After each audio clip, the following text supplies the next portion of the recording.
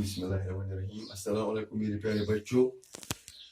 आज हम पढ़ने जा रहे हैं chapter how do organisms reproduce. ये बायोलॉजी का चैप्टर है 10th क्लास का, और आज हमारा टॉपिक है pollination. What do you mean by pollination? Pollination का क्या मायने है? पॉलिनेशन का क्या मतलब है? तो पॉलिनेशन को हम इस तरह डिफाइन कर सकते हैं। पॉलिनेशन क्या है, इस तरह डिफाइन कर सकते हैं। Transfer of pollen grains from the opened anther of the stamen to the receptive stigma of the carpel is called pollination. Pollination explain करने से पहले मैं आपको ये बताऊं कि जो फ्लावर है, फ्लावर की 4 पार्ट्स हैं, जो मैंने इससे पहले एक लेक्चर में आपको समझाया है। वो है sepals, petals, androecium and gynoecium. Androecium जो है उसमें स्टेमन होता है, और गाइनेशियम में क्या होता है? कार्पेल। तो स्टेमन क्या है? स्टेमन है, इसमें एंथर होता है, और एंथर में पोलन ग्रेन्स तैयार होते हैं। पोलन ग्रेन्स मेल गेमेट्स हैं। ये जब यहां से निकलकर पहुंच जाते हैं कार्पेल के स्टिग्मा में, यानी फीमेल गीमीट तक जब ये पहुंचते हैं, तो इस तरह इनका जो ये आपस में मिलना है, फ्यूज होना है, या इसका यहां से यहां तक ट्रांसफर होना है, यानी पोलन ग्रेन का ट्रांसफर होना है कहाँ? स्टिग्मा तक। इस अमल को हम, इस प्रोसेस को हम पॉलिनेशन कहते हैं। तो transfer of pollen grains from the opened anther of the stamen to the receptive stigma of the carpel is called pollination. Pollination is an important mechanism. ये अहम एक मैकेनिज्म है, एक अहम मैकेनिज्म है। The pollen grain is produced in the pollen sac of anthers are transport to the stigma of the female reproductive organ. It is an essential process that facilitates successful fertilization in plants. ये mechanism, ये important mechanism क्यों है? Pollination important mechanism क्यों है? तो मुझे लग रहा है कि आप समझने की कोशिश कर रहे हैं। फिर मैंने ये लिखा है कि जो ये पोलन ग्रेन्स है, जो पोलन ग्रेन्स प्रोड्यूस होते हैं पोलन सैक में एंथेरस के, और जब ये ट्रांसफर होते हैं stigma of the female reproductive organ तक, इसको हम पॉलिनेशन कहते हैं। तो ये क्यों जरूरी है? ये अहम अमल क्यों है? एसेंशियल प्रोसेस क्यों है? क्योंकि it facilitates successful fertilisation in plants. इसी अमल से कामयाब फर्टिलाइजेशन होती है किन में?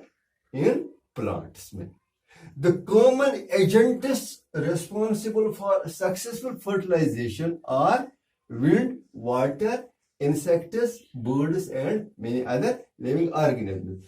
या फर्टिलाइजेशन की जगह हम पॉलिनेशन लिखेंगे, क्योंकि यहाँ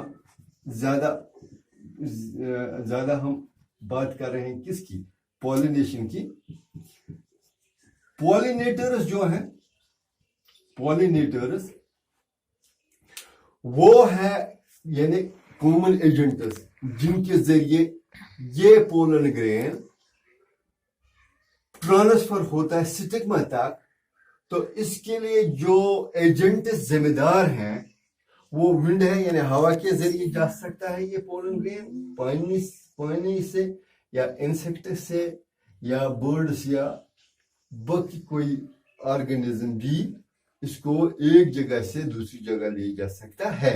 यानी कॉमन एजेंट्स में ये विंड, वाटर, इंसेक्ट्स और बर्ड्स आते हैं जो इस पॉलिनेशन अमल को फैसिलिटेट करते हैं, यानी इसको आसान बनाते हैं।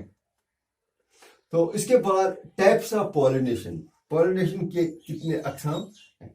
पॉलिनेशन के दो किस्में हैं। Pollination has two types. Number one, एक सेल्फ पॉलिनेशन है और दूसरा है cross pollination. Self pollination within the same flower होता है, लेकिन cross pollination between two flowers of the same plant या between the two flowers of two plants but of same species. It involves, explain करेंगे, the transfer of pollen grains, pollen grain का transfer होना from the anther of flower, flower के anther से to the stigma of the same flower, उसी flower के stigma तक।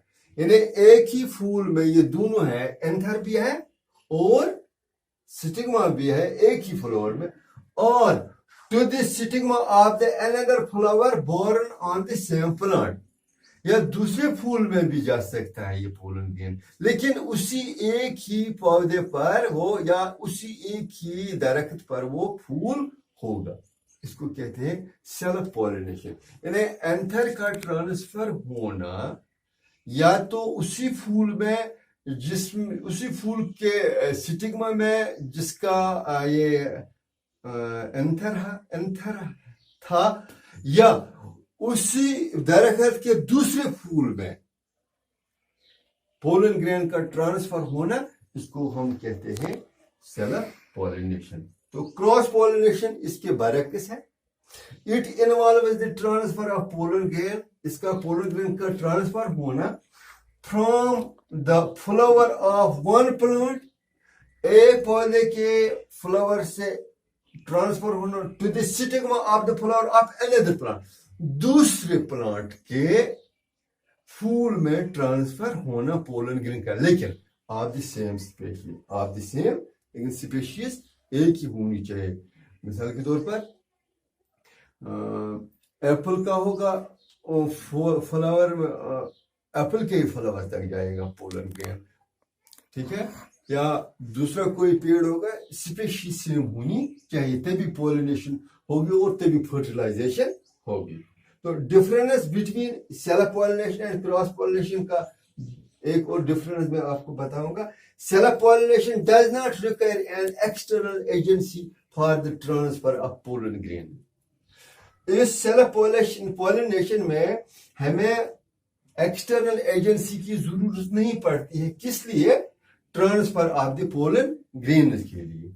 लेकिन जो क्रॉस पॉलिनेशन है, cross pollination requires an external agency, यानी उन उसको ये जो पॉलिनेटर्स हैं, मिसाल के तौर पर विंड है, वाटर है, इंसेक्ट है या बर्ड्स हैं, यानी यही हुई वो एक्सटर्नल एजेंसी।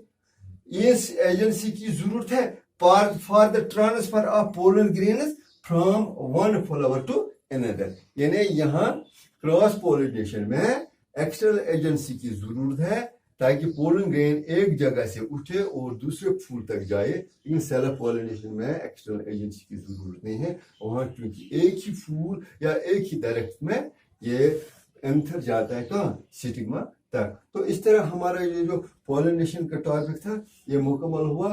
पॉलिनेशन का क्या मतलब है? ये एक इम्पोर्टेंट मैकेनिज्म है। ये इसलिए इम्पोर्टेंट मैकेनिज्म है ताकि क्योंकि ये सक्सेसफुल फर्टिलाइजेशन को फैसिलिटेट करता है। तो इसके जो टाइप्स हैं वो है सेल्फ पॉलिनेशन और क्रॉस पॉलिनेशन, और ये जो पॉलिनेटर्स हैं यानी एक्सटर्नल एजेंसी या कॉमन एजेंट्स क्या है वो भी मैंने आपको यहाँ समझाने की कोशिश की। इंशाल्लाह आपको समझ आया होगा। अगर कहीं पे कोई कमी रही होगी मेरे साथ राब्ता कर सकते हो या किताब भी देख सकते हो। अस्सलाम वालेकुम।